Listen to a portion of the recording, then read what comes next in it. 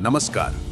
आज हम इतिहास के पन्नों से एक ऐसी कहानी सुनेंगे जो सिर्फ एक राजा की कहानी नहीं, बल्कि सत्य, धर्म और वचन के उस शिखर की कहानी है जहां पहुंचना तो दूर, जिसकी कल्पना करना भी आज के युग में असंभव सा लगता है। ये कहानी है सत्यवादी राजा हरिश्चंद्र की। अयोध्या के प्रतापी सूर्यवंशी राजा हरिश्चंद्र अपनी सत्यनिष्ठा और न्यायप्रियता के लिए त्रिलोक में विख्यात थे। कहा जाता था कि उनके राज्य में कोई दुखी नहीं था और वो अपने वचन के लिए अपने प्राण भी दे सकते थे। उनकी इस कीर्ति की चर्चा जब देवलोक में हुई तो महर्षि वशिष्ठ ने उनकी भूरी भूरी प्रशंसा की, किंतु परम क्रोधी और हठी ऋषि विश्वामित्र को यह प्रशंसा स्वीकार नहीं हुई। उन्होंने प्रण लिया कि वो हरिश्चंद्र की सत्यता की ऐसी परीक्षा लेंगे कि इतिहास में कोई दूसरा वैसा उदाहरण न दे सके। और यहीं से शुरू हुई उस परीक्षा की गाथा, जिसने मानवता के धैर्य और धर्म की सीमाओं को हमेशा के लिए परिभाषित कर दिया। एक दिन विश्वामित्र राजा हरिश्चंद्र के स्वप्न में आए और उनसे उनका संपूर्ण राजपाट दान में मांग लिया। हरिश्चंद्र ने स्वप्न में ही तथास्तु कह दिया। अगली सुबह विश्वामित्र राजसभा में प्रकट हुए और स्वप्न में दिए वचन की याद दिलाई। राजा हरिश्चंद्र ने एक पल भी नहीं सोचा। वो जानते थे कि वचन चाहे स्वप्न में दिया हो या जागृत अवस्था में, वचन होता है। उन्होंने अपना विशाल साम्राज्य, अपना सिंहासन, अपना कोष, सब कुछ विश्वामित्र के चरणों में अर्पित कर दिया। अब वो एक साधारण नागरिक थे। अपनी पत्नी रानी तारामती और पुत्र रोहिताश्व के साथ वो अपने ही महल से बाहर निकल रहे थे। पर विश्वामित्र की परीक्षा अभी शुरू हुई थी। उन्होंने राजा का रास्ता रोककर कहा, हे राजन, दान के बाद दक्षिणा देने का विधान है। तुमने इतना बड़ा राज्य दान किया है, इसकी दक्षिणा कौन देगा? हरिश्चंद्र के पास अब अपना कुछ भी नहीं था। उन्होंने ऋषि से मोहलत मांगी और अपनी पत्नी और पुत्र के साथ दक्षिणा चुकाने के लिए निकल पड़े। विश्वामित्र ने उन्हें 1 महीने का समय दिया, पर उनकी विपत्तियों को बढ़ाने के लिए वो हर पग पर उन्हें अपमानित करते रहे। कोई उनकी सहायता न कर सके, इसका भी उन्होंने प्रबंध कर दिया। समय बीतता गया। दक्षिणा चुकाने का कोई रास्ता न देख राजा हरिश्चंद्र ने अपने जीवन का सबसे कठिन निर्णय लिया।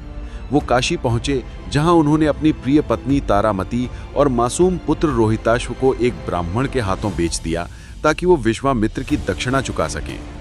कल्पना कीजिए उस पिता और पति के हृदय की पीड़ा को, जो अपने ही परिवार का सौदा कर रहा था सिर्फ अपने वचन की रक्षा के लिए। पर दक्षिणा अभी भी पूरी नहीं हुई थी। तब हरिश्चंद्र ने स्वयं को बेचा और उन्हें खरीदने वाला कोई और नहीं बल्कि काशी के शमशान घाट का एक चांडाल था। एक चक्रवर्ती सम्राट जो कभी लाखों लोगों का भाग्य विधाता था, अब शमशान में मुर्दों से कर वसूलने वाला एक दास बन चुका था। उसका काम था हर शव के दाह संस्कार से पहले उसके परिजनों से कफन के रूप में कर वसूलना। दिन, महीने, साल बीत गए। हरिश्चंद्र फटे पुराने वस्त्रा में भूखे प्यासे रहकर भी अपनी दास्ता का धर्म निभाते रहे। उन्होंने अपनी पहचान, अपना अतीत सब कुछ भुला दिया, पर सत्य और वचन का मार्ग नहीं छोड़ा। और फिर आई परीक्षा की चरम सीमा। वो रात जो शायद सृष्टि की सबसे काली रातों में से एक होगी। एक स्त्री अपने पुत्र के शव को गोद में लिए विलाप करती हुई उसी शमशान में पहुंची। उसके पुत्र को सांप ने डस लिया था। जब वो स्त्री हरिश्चंद्र के पास आई तो अंधेरे में भी दोनों ने एक दूसरे को पहचान लिया। वो स्त्री कोई और नहीं बल्कि उनकी अपनी पत्नी रानी तारामती थी और वो मृत बालक उनका अपना पुत्र रोहिताश्व था। एक पिता के लिए इससे बड़ी त्रासदी क्या हो सकती है। उनका संसार उजड़ चुका था, पर उस असहनीय दुख में भी हरिश्चंद्र अपने धर्म से नहीं डिगे।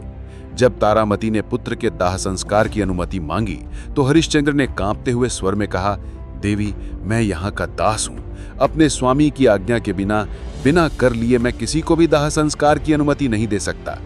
तारामती के पास कर चुकाने के लिए एक कौड़ी भी नहीं थी। उसने अपनी साड़ी का पल्लू फाड़कर कर के रूप में देना चाहा। जैसे ही हरिश्चंद्र ने अपने ही पुत्र के कफन का कर लेने के लिए हाथ बढ़ाया, आकाश में भयंकर बिजली कड़की और उसी क्षण स्वयं ऋषि विश्वामित्र, देवराज इंद्र और धर्मराज यम समेत समस्त देवता प्रकट हो गए। विश्वामित्र की आंखों में क्रोध नहीं बल्कि प्रशंसा के आंसू थी। उन्होंने कहा, बस करो हरिश्चंद्र, बस, तुम्हारी परीक्षा समाप्त हुई। संसार में आज तक किसी ने सत्य और धर्म का ऐसा पालन नहीं किया। तुम इस परीक्षा में उत्तीर्ण हुए। देखते ही देखते उनका पुत्र रोहिताश्व जीवित हो उठा। उनका राजपाट, वैभव, सब कुछ उन्हें वापस मिल गया। देवताओं ने उन पर पुष्प वर्षा की और उन्हें सशरीर स्वर्ग में स्थान देने का वचन दिया। राजा हरिश्चंद्र की ये कहानी सिर्फ एक कथा नहीं, बल्कि एक अमर संदेश है। यह हमें सिखाती है कि परिस्थितियां कितनी भी विकट क्यों न हो, सत्य का मार्ग ही अंत में विजय दिलाता है। ये उस मानवीय आत्मा की विजय गाथा है जो किसी भी मूल्य पर अपने धर्म और अपने वचन से डिगती नहीं है। धन्यवाद।